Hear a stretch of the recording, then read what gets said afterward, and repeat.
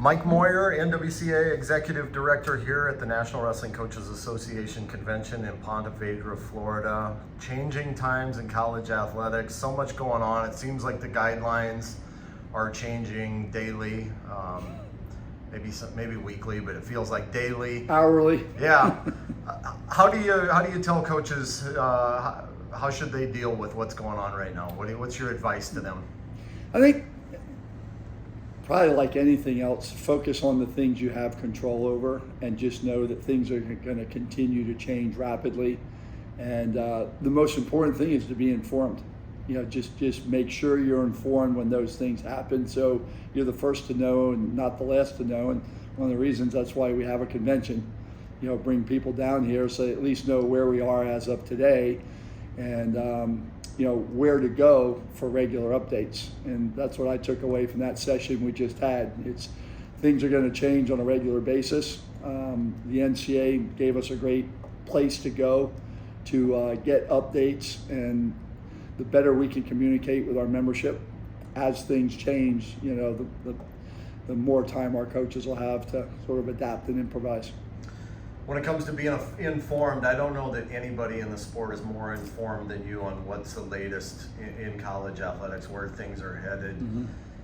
Can you update us on where things stand right now, the things that are on the top of the list for you? Sure. Well, our approach is we want to make sure that we're doing everything we can to control the things we have control over. And for me personally, I want to make sure there's no rock unturned, no matter how this turns out.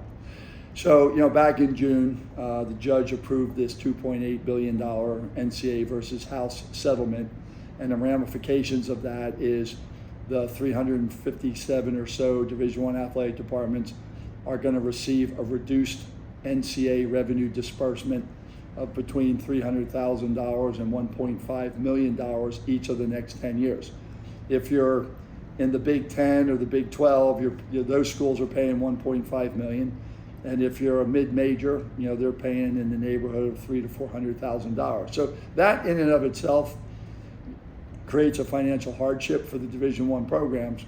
Then on top of that is athletic departments may now share up to $20.5 million of revenue with their athletes. Nobody has $20.5 million laying around. And so, the football and basketball teams that spend the most money are most likely going to be the most dominant programs. And what concerns us is the defunding or the elimination of Olympic sports to find that $20.5 million. So that's really what we're focused on. And at the end of the day, it's just important. The sports that get a piece of that revenue share are going to be the sports that are generating revenue and are relevant. And so that's really, I think, as a sport community, how do we make sure we're as relevant as we can be and we're generating as much revenue as possible? So, and then on top of the $20.5 million in revenue share, you also have name, image, and likeness. So that's in addition to. And currently, a lot of the name, image, and likeness deals that athletes are getting are coming from the same donors that have contributed to other aspects of the athletic department. So you just worry that at some point donor fatigue and that well running dry. So the NWCA is part of a 4-coach association coalition. It's wrestling, swimming, track, and volleyball. And we've been advocating members at the highest level in Congress on behalf of 17 Olympic sport coaches associations. And we've been asking for 2 very specific things to be baked into any antitrust bill that could eventually be passed through Congress. And the reason that antitrust bill is so important is even though the judge approved this $2.8 billion settlement, that in and of itself can be challenged over and over and over. And then there's a bunch of other lawsuits out there. The lawsuits are as many as far as the eye can see. So the belief is at some point Congress is going to give antitrust protection to the NCAA, and we're trying to bake some language into an antitrust bill that would protect the Olympic sports. So those 2 things are this. The first thing is a requirement that schools have to sponsor at least 16 sports. That's been an NCAA bylaw probably for 40 years, as long as I can remember. But it's a lot easier to change a bylaw, an NCAA bylaw, than it is a law. So the good news is there's a House version of this antitrust law. It's called the SCORE Act.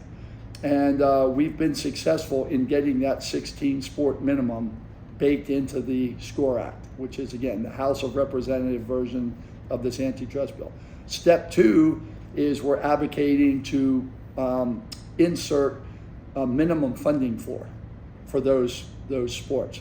What's remarkable is over the last 25 years, even though athletic department revenues have increased by 300 or 400%, there's been a very consistent way that athletic departments have allocated their resources as it relates to operational expenses, so coaches' salaries, scholarships, operating budgets.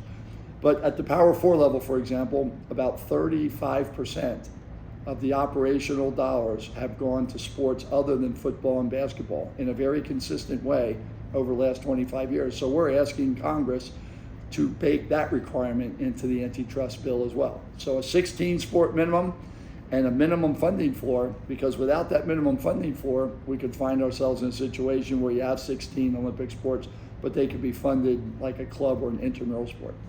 So that's currently not in the House version, in that SCORE Act. We're trying to do everything we can to get it in that SCORE Act. And then there's a Senate version of this antitrust bill that Senator Ted Cruz has drafted, and they're in the process of trying to find a co-sponsor. And then, like we've done on the House side, we're going to try to get those 2 specific asks into the Senate bill. And even if we get these 2 things, it doesn't eliminate carnage, but it reduces the amount of carnage. Like, for example, with 16 sport minimum, we could still lose, I think, about 1,300 Olympic sport programs to get from the current sponsorship levels down to if every athletic department had 16. But nevertheless, it would really, that floor would certainly give, I think, a lot of stability, and it would give us a place that we could start trying to improve from. How much congressional support do you feel like there is for Olympic sports? Well, it's interesting, but when we've advocated with both sides, the Republicans and the Democrats, it's been received very well. And if you look at our minimum funding floor, for example, we're asking for about 35% of the operational dollars to go to the Olympic sports, which represents 78% of the Division I athletes. That just doesn't seem like an unreasonable request. And to be very clear, we're not asking for 35% of the new $20 million that can be shared. We're only asking for the same 35% of the operational dollars that have been going to sports other than football, men's and women's basketball consistently over a 25-year period. So it's been received very, very well. Now, there are other aspects of the SCORE Act that could become divisive among the 2 political parties, and we don't have much control over that. We're just trying to advocate for the 2 that mean the most to us. You were in that meeting today when the NCAA legal team and was talking about the how quickly things are changing, and things can change by the day. A new bill could emerge tomorrow. So it's all about just, we want to be the first to know, not the last to know. And but I just know that from our perspective and the feedback we've gotten from the leaders down in Congress that we've spoken to, it's been received pretty well. News last week, this week, it's all kind of blending together at this point for me. But sure President Trump taking executive action. What's in that? What's that mean? Yeah, so we're still trying to learn how an executive order is different from an actual law. There are nuances to it, but our coalition is currently sort of exploring, is there a way that we can leverage the executive order? It's interesting, but even before the judge approved the $2.8 billion House settlement, 38 Olympic sports have been dropped, with Cleveland State being the one that had wrestling. So we really want to see if we can leverage the executive order to A, bring those programs back, and B, there's been, the best example would be Campbell University that has defunded its athletic scholarships. And that was addressed in this executive order as well. So we're just trying to explore, is there a way that we can leverage that executive order in such a way to help a program like Campbell. And there's been other programs around the country that have done the same thing. So that's our next sort of immediate step as a coach association coalition. And I also feel great about our coalition because nobody knows what's best for the athletes, I think, better than the coaches. The coaches work with these athletes every day. They know what the athletes need. And I don't want to suggest that the athletes shouldn't speak for themselves, that they certainly should. But I think coaches really have a much better handle on how things really work. They're in the weeds every day, and our coaches have been great about giving us feedback. So it will be interesting to see if there is some way this executive order can help us as well. How'd that coalition get formed? So, it was really, well, number one, out of necessity. It's when you're meeting with members of Congress, the more sports you represent, the more, the louder your voice is. So we reached out to volleyball and swimming and track, and they're very strong coaches associations. Not that there aren't others, but we just sort of got together and said, it seems like a good idea. And then we had to go out and do a little fundraising. We have a firm down in Washington, D.C., a professional firm that's helping us. And we've been learning as we go. And, it certainly hasn't been anything that I've ever done before, but you certainly learn how the sausage is made. And we've met just, a lot of great leaders, down in Congress, both on the House side and the Senate side. A lot of times we meet with their staffers. But like I said, our message really resonates. It really resonates. I can't think of a single person we've met with that says that doesn't make any sense at all. But it's such a complicated issue. And, when you look at those 357 Division I athletic departments, their circumstances are so different. Like the median revenue of a Power 4 athletic department is $150 million. And the median revenue of a mid-major might be 18 or 19 million. And then you have a whole lot in between. So it's really hard to come up with strategies that really work for everybody. And that's part of the complexity that I've seen. It seems like, the gap between tiers in this sport, the resources and funding, like the tiers are widening, it seems. How do we maintain some semblance of competitive balance moving forward when it's like that? And you've got some programs a lot of programs it seems that are opting in that,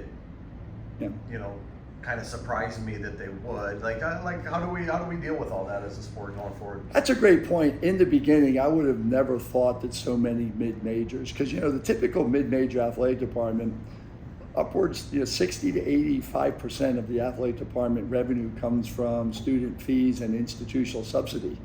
There's not a whole lot of revenue there. I wouldn't have thought that so many of them would have opted in. I think somewhere in the neighborhood of about 50 of our 76 Division I programs are housed within athletic departments that have opted in. And it's really a tough thing. Because you do need parity to have a healthy sport. And that gap, there's no doubt that it's widening. And I think to some degree, coaches have to be realistic about what's possible given the resources that they have. Unless we're really wildly successful in our efforts down in Washington, D.C., I think you're just going to see a reallocation of resources away from the Olympic sports to football and men's and women's basketball. That was one of the things we really liked about President Trump's executive order, that it sort of addressed that. The essence of it. It was kind of keeps athletic departments sort of where they were a year ago to prevent that. But again, I'm not really sure how an executive order is different from a law, but we're going to find that out real fast. But the more unlevel the playing field gets, the more vulnerable programs start becoming. And I've always maintained for any sport to be healthy, you really need parity, you need unpredictable outcomes. And in the NFL, for example, they have a lot of policies in place to protect that. The last place team gets the first round draft pick. They have salary caps and luxury tax.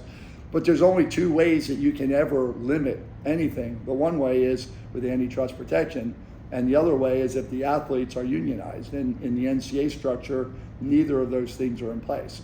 And that's why that parity gap is getting wider, not more narrow. Why do you think so many schools have opted in? Well, I think there's a lot of athletic directors across the country that I'm empathetic with them. They don't want to tell their boosters and their alumni that they can't keep up.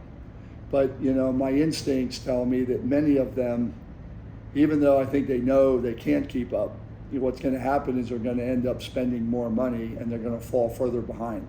Because when the mid-major spends an extra $500,000 in basketball, you're going to have the Power 4 schools spending an extra $5 million, or whatever it turns out to be. I just think no matter what, that gap is going to widen. And it's just, I don't see how those mid-major schools or the group of 5 schools ever keep up with those Power 4 schools, because the gap in revenue is just so great. And so that's why we're trying to advocate for policies that sort of put guardrails at least around the Olympic sports and protect, some kind of parity, across the board. We're talking about a lot of, I don't want to say doom and gloom stuff here, but there's some good stuff going on too. There's a lot of good stuff. What do you like about what's going on in college athletics Sure. right now from a wrestling standpoint? Sure. Well, since 2000, we've helped to start 436 new intercollegiate men's and women's wrestling programs. We're growing like crazy there. And each of the last 2 years, high school boys and girls wrestling experienced the largest percent growth of all high school mainstream sports. Flag football for girls is coming along, but we're doing really, really well there. Our youth participation numbers, and talking to Rich Bender at USA Wrestling, they're exploding. At the Division II, Division III, NAIA, junior college level, it's things are going really, really well, and we do need to celebrate that. I will also say that even though it sounds like doom and gloom, our wrestling coaches are so battle tested because so many of the challenges we've overcome over the last 25 or 30 years. And our coaches are just built to do tough things. And it's not going to be easy for them, but they will overcome these challenges. We will figure out a way to thrive and get through this. But it's not going to be easy, and it's really important that they continue to just keep current, which is every day, just staying on top of what's happening so they can more effectively figure out how they're going to get to where they're trying to go. Adding, you mentioned the spike in girls' participation, which 190 intercollegiate women's teams now. Yeah. And by the way, that's something a lot of young girls in high school, I'll walk up to them at a girls' wrestling tournament and I'll ask them, how many intercollegiate women's wrestling teams do you think there are? They might say 25, 40. I don't think I've ever asked any of them that there was anywhere close to 190. And we love working with Flo to get that message out, because there's a place for any young girl in high school to wrestle in college. It doesn't matter whether they have 1 year of experience, 3 years of experience.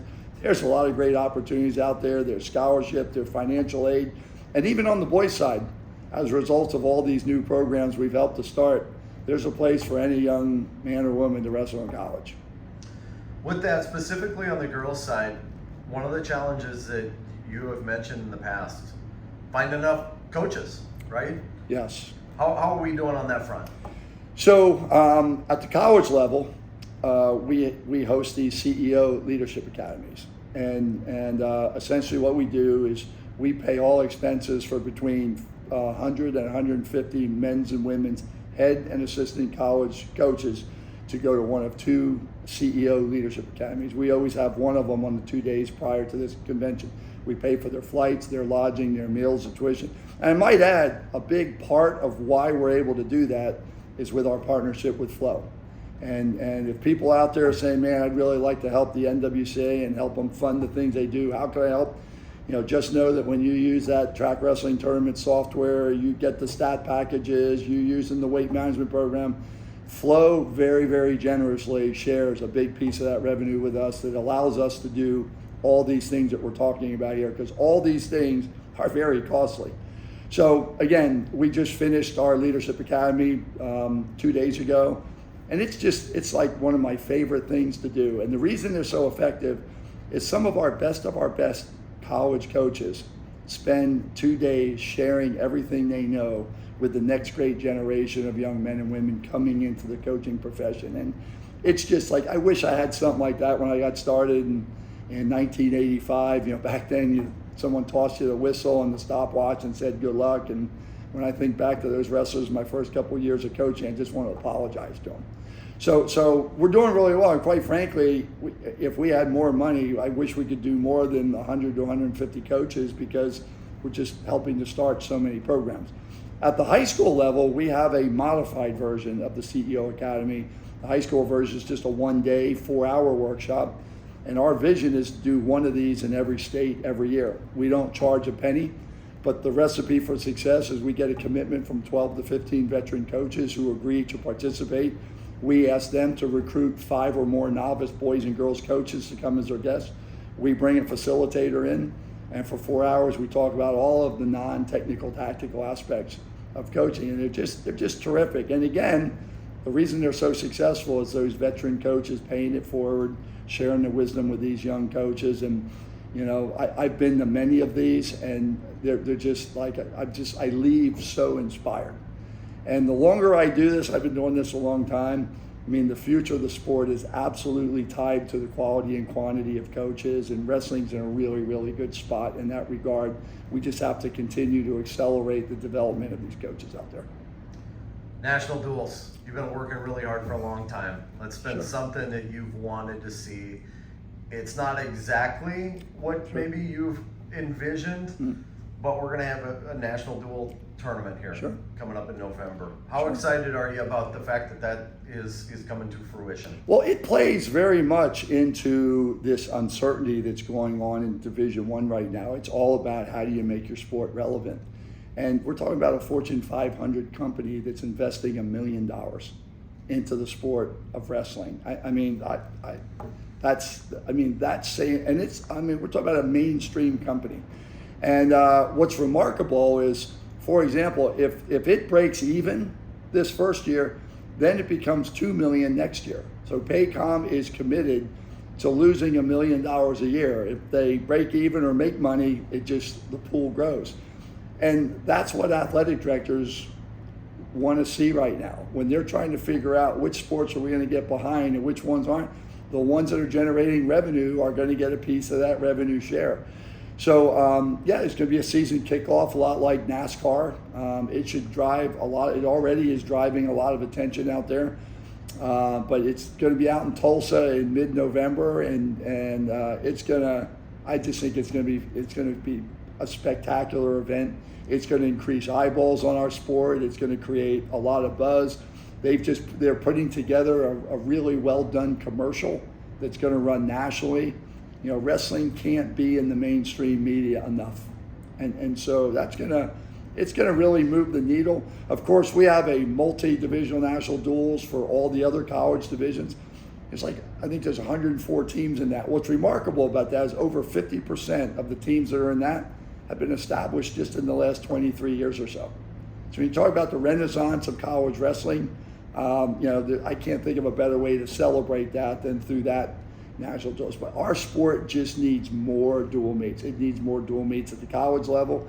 It needs more dual meets at the high school level. The average number of dual meets at the high school level today is 3. And we just can't make wrestling as relevant as it needs to be with just 3 home dual meets. And so we need many, many more conference rivalries and cross-state rivalries at the high school level, and same at the college level. And these premier events like this should do a lot to create excitement and build momentum around that. Awesome stuff, Mike. Anything else for us? No, I think we appreciate our partners at Flow here, and there's I keep driving home. Wrestlers are built to do tough things. There's a couple tough things in front of us. There's a lot to celebrate. A lot of things are going really, really well. But our wrestling community is going to have to work together on to overcome some of these challenges, and we're up to the task. And hopefully we can just sort of keep pace, and we'll report back as developments occur.